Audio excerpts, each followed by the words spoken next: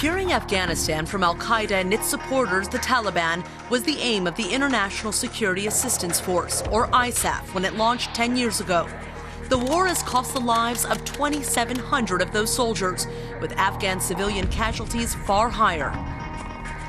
The mission has presented challenges on three fronts: military, political, and civilian. ISAF supported Operation Enduring Freedom, the wider war on terror led by the U.S. 1 month after the September 11th attacks. The key words connected to ISAF were peace enforcement. Germany committed forces to the ISAF mission at the end of 2001, but security experts say the Afghanistan mission was always underestimated. Bear in mind the size of the German contingent in December 2001 when they were first sent to Afghanistan, 1,200 men.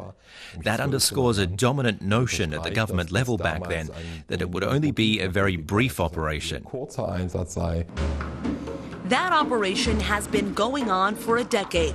The Germans started out in what was a peaceful region in the north, but it has since become a major battle zone. 53 German troops have been killed to date.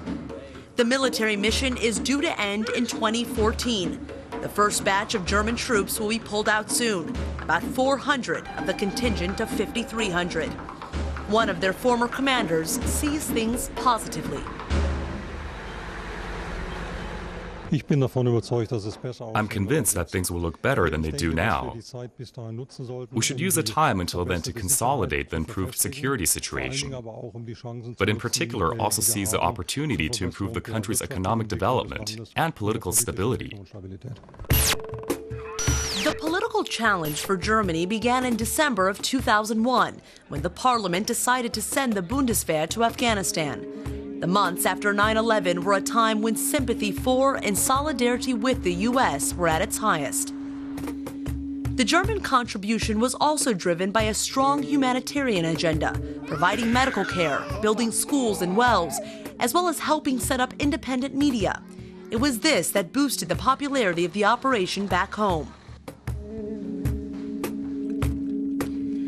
But that popularity has been falling as the number of German troop casualties goes up, and frustration is also growing among politicians. It teaches us not to be too reckless going into a mission. I went back over the debates conducted 10 years ago for the conference today, and there was a lot of enthusiasm. Dispatching soldiers off somewhere is a very serious issue and has to be thought through. If you're going in, you have to have an exit strategy, even when the circumstances subsequently change. The Germans will remain one of the most important partners for Afghanistan, not least because of its political approach.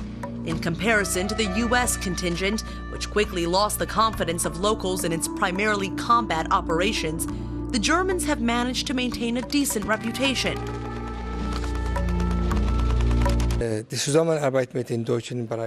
Germans helped to train security forces. They've also been involved in sustainable development for Afghanistan and provided investments that allow us to stand on our own 2 feet. All of these are areas where we count on Germany to help us.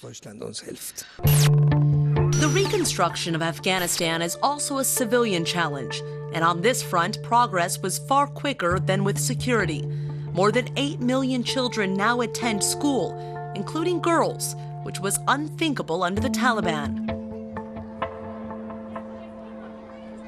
There's also been progress regarding political representation. There are now also a number of female members of parliament, for example.